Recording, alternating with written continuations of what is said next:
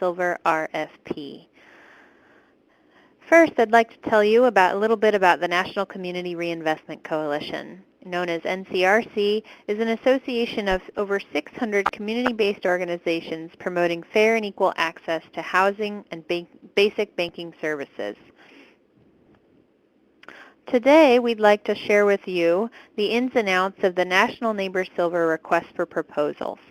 National Neighbor Silver, known as NNS for short, is a national multi-year campaign to empower, organize, and support economically vulnerable older adults. NNS combines 4 major components, including organizing, advocacy, direct service, and outreach to promote aging in place for low and middle-income older Americans. Through its first component, organizing, NCRC plans to establish 15 local campaigns through grant awards to state and community-based partners. Our new NNS partners will hire a full-time community organizer who in turn will identify 5 older adults each year for 3 years to serve as community ambassadors.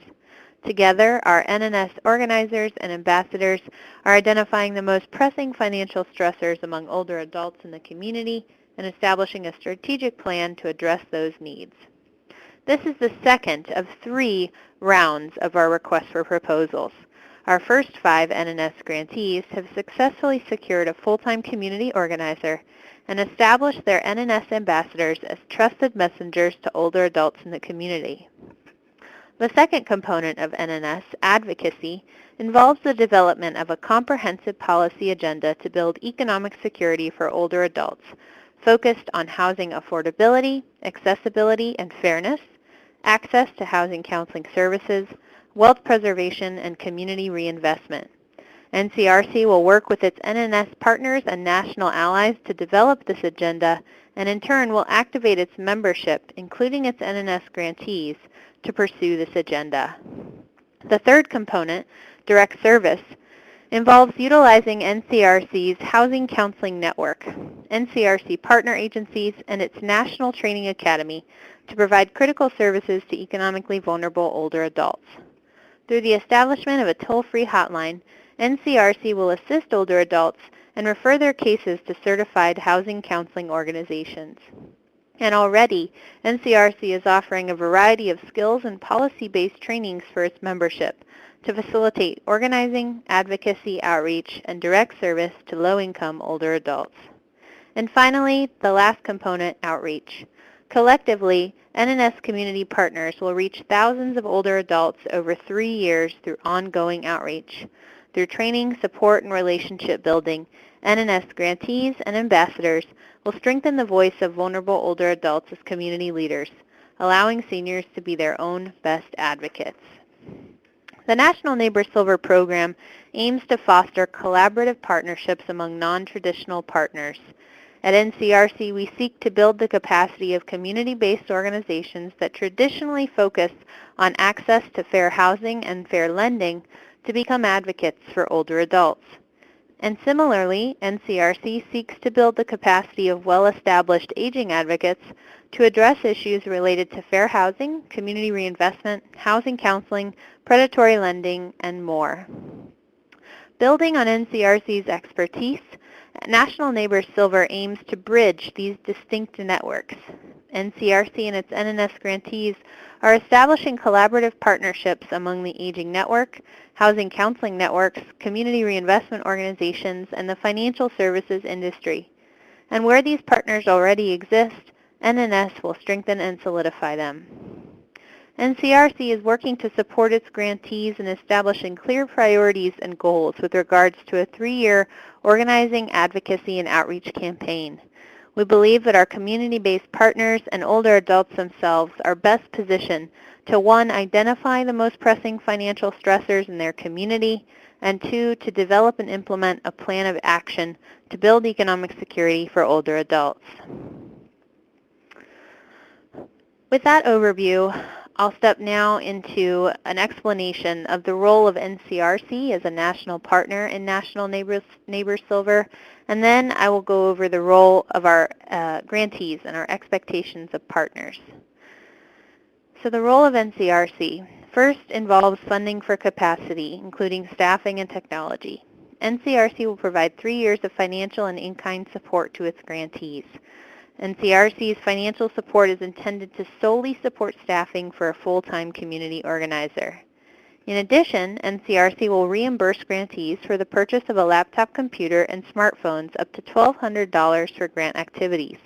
And finally, NCRC will support registration and travel costs for its identified grantees to its annual conference in Washington, D.C. in April 2011. Our in-kind assistance will consist of a package of technical assistance that includes skills-based and policy-focused trainings.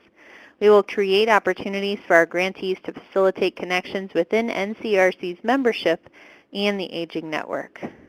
We recognize that today's political and economic environment makes it particularly difficult to advocate on behalf of low-income populations, and we seek to build a network in which our grantees can share both successes and challenges in order to learn from one another. And finally, NCRC will identify strategic action opportunities for its National Neighbor Silver grantees on federal policy. Next, our expectation of grantee partners. Each of the National Neighbor Silver grantees is asked to hire or support one full-time community organizer to carry out NNS grant activities.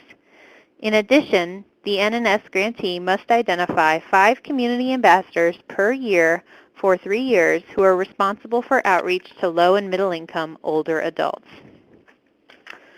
The key activities of the grant include the creation of an organizing network, as I just described, the education of community practitioners, minimization of predatory lending and discrimination, and wealth preservation for older adults. What are we looking for in our grantees? First is mission alignment. Grantees must support NCRC's mission of fair lending to low and middle income populations. And in addition, our grantees must be an NCRC member. If your organization is not currently a member, then I encourage you and invite you to connect with NCRC's membership department to discuss joining and what your options are. Second, we're looking for infrastructure capacity. NCRC grantees of National Neighbor Silver must be a 501c3 or 501c4 nonprofit and have the space and the technology needed to support the National Neighbor Silver community organizer. Third, our grantees must have access to older adults in the community and connections to the organizations that serve them. This is critical in the development of an older adult advocacy network. If aging is a new area for you, then your grant should demonstrate that you are pursuing these relationships and connections. Research, advocacy, and organizing. Grantees must have the demonstrated ability to reach into the community and identify the most pressing needs facing older adults, and then to devise advocacy and outreach strategy based on your needs assessment. In addition, we would like applications to speak to the demonstrated need in the community and the concentration of a low-income older population. Next, our grantees must be able to provide match funding. Grantees must have existing support from local and state foundations and also a demonstrated ability to meet the requirements that I will discuss in greater detail. And finally, grantees must be able to report on their activities for our evaluation purposes at the national level. Grantees must be committed to completing a quarterly report for NCRC on activities, successes, and challenges associated with carrying out the grant. Moving on to funding. Now I'd like to talk to you specifically about the cash award associated with this opportunity. National Neighbor Silver grantees will be able to expand their networks and expertise and become a part of NCRC's national movement to build economic security for older adults. In addition, we will share our grantees' work on a national stage, highlighting successes of our grantees throughout the course of the project. You see here that in year 1, in addition to what I've just described, our grantees will receive $37,500 with an expected grantee match of $10,000 for a total award of $47,500. These funds are intended to solely support the salary of an on-site community organizer. In year 2, NCRC will provide $30,000 to continue to support the community organizer, with an expected grantee match of $17,500, again with a total of $47,500. Finally, in year 3, NCRC will continue to provide in-kind assistance and support, yet our grantees are expected to continue to raise the salary for the full-time community organizer, totaling $47,500 in an expected grantee match. And I want to make an important note about this match requirement. The funding match is not at all intended to be a barrier to your success or to deter you from applying for this opportunity. The match is a vehicle for ensuring program sustainability. NCRC has made a commitment to match the funds provided by its national funder, and that is an expectation we are obligated to pass through to our state grantees. That said, NCRC is looking for grantee partners that are committed to ensuring the program's duration beyond the initial 3-year investment. And to the extent possible, NCRC will offer guidance and support on fundraising, and will continue to connect you to NNS grantees that have been successful in meeting the match requirement thus far. In summary, before we close today, I would like to share with you some examples of successful collaborative partnerships and share some of the ways that our current NNS grantees are carrying out the National Neighbor Silver campaign at the local level. Before I start, I think it's important to define collaborative partnerships. At NCRC, when we speak of these partnerships, we're looking for the types of relationships and collaborations that allow organizations to maximize resources, share expertise, expand their reach, and ultimately, through National Neighbor Silver, to empower older adults. And here we have a few examples from our current grantees. These are great examples of how our partners are reaching into the community to identify organizations that have a different expertise than their own and also access to older adults, allowing them to carry out the activities associated with the grant. The first example here demonstrates an important goal of the NNS grant.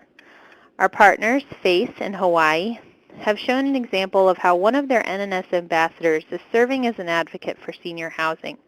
This is a tremendous example of how one of our grantees has engaged older adults in the community to be their own best advocates. Our second 2 examples illustrate the importance of building partnerships with community practitioners to identify pressing financial stressors facing older adults. In both instances, with Jewish Community Action in Minneapolis and United Neighbors in the Quad Cities, Illinois and Iowa, both have reached out to local experts to establish the basis for their work, including those from local area agencies on aging within their state's aging network. And in finalizing my presentation today, I want to take a second to talk specifically about one of our partners, ESOP, Empowering and Strengthening Ohio's People. The first important takeaway from ESOP's work involves the structure of their ambassador network. ESOP recruited ambassadors from different sectors of the community, including business, faith-based, and so forth, and thus expanded the reach of their program. The second takeaway involves ESOP's partnerships with established aging organizations in their community. By reaching out to the local city department on aging, ESOP gained access to their resources and joined in on one of their campaigns on economic security. And third, ESOP is creating a leadership opportunity for each of its ambassadors through a committee structure. Based on a community needs assessment, ESOP has identified the most critical issues for its ambassador network to focus on, including benefits access, retirement security, vacant properties, and more. And finally, some of the successes of these efforts. ESOP has been particularly successful in engaging community members. Their work has resulted in the demolition of vacant homes, in advocacy by older adults in the community, and more. And with that, I will invite you to contact me, Stacy Sanders, Director of National Neighbor Silver, if you have questions in regards to the National Neighbor Silver RFP opportunity. Thank you. Okay. So let me ask a couple of questions here, and we'll add them in. So one of the questions is, when would the funding be awarded? The funding would be awarded. We're still actually determining the exact structure, but it would be provided over time through a series of payments over the course of the year. Those payments would be contingent upon the successful completion of a quarterly report. Great. And if the work is expected to start on January 1st, 2012, after we get the award announcements, that seems like it only has a 30-day program startup. So what is the mobilization time that you are anticipating for potential recipients of this award? Well, that's actually going to be up to specific grantees. So one of the things that we would like you to include in your grant is a description of how you intend to staff up, how you intend to mobilize, and the time you believe it will take you to do that appropriately. We certainly don't expect that within 30 days you will necessarily have your organizer identified and hired, and you'll already be knocking on doors in the community, but we do expect you to have a clear plan laid out for first how you will gear up, staff up, and build the capacity to carry out this project, and second, how you'll structure your outreach advocacy and other activities associated with the grant. Great, thank you. Do you have a specific definition of a community? Does it need to be statewide, or can it consist of cities or counties? No, we do not have a specific definition of community, but again, that's something that as a grantor, I would encourage you to define within your grant application and to tie that definition to specific needs in your community, whether that's a concentrated population of low-income older adults, or perhaps a community that is typically underserved that you're looking to tap into and develop a network within. So again, there's a lot of flexibility within this grant in terms of how you define the activities for your own organization and also for your community. And we're looking for our grantees to be specific about those definitions and also to tie those definitions to facts, to figures, and to your experiences as a community practitioner. Great. Now, you mentioned that the funding should be going towards a new organizing position or one organizer. Can the duties be split in the organization with two people already on staff? The intent of the grant really is to create a full-time position dedicated specifically to the activities of the National Neighbor Silver Grant. That said, we are, as a grantor, we also expect to be a partner. And so we welcome individual inquiries about your specific staffing and your specific needs with respect to the grant. And so again, I would just encourage you, if you have those types of questions about changing up perhaps what's in the RFP and the expectations, that you reach out to me before you've written your grant to find out if that's going to be a good fit for us or not. Great. And then a question, questions related to the budget. Can you talk a little bit about how the budget should look if the funding is primarily to hire staff and not for program expenses? Well, we welcome and invite each of our grantees in your applications to demonstrate what your in-kind contribution will be to this grant.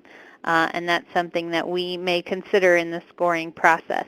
So program expenses may be something that you incorporate in kind, but we are looking for you to parse out the salary of your full-time community organizer, as well as to illustrate how you intend to fund benefits for that person. So I would say, to the extent possible, be very inclusive in your budgets, illustrating both in-kind contributions as well as what you expect the NCRC award and your cash match to fund. Okay. I think that's it. Is there anything else you want to add in, Stacy, before we stop recording? No, I think that's good. Okay. All right. Thank you very much. Thanks. Did that sound okay? It sounded fine. Okay, good. My throat was getting kind of dry towards the end. I heard that, but I think we're good now. Okay. Okay. All right, thanks. Thanks.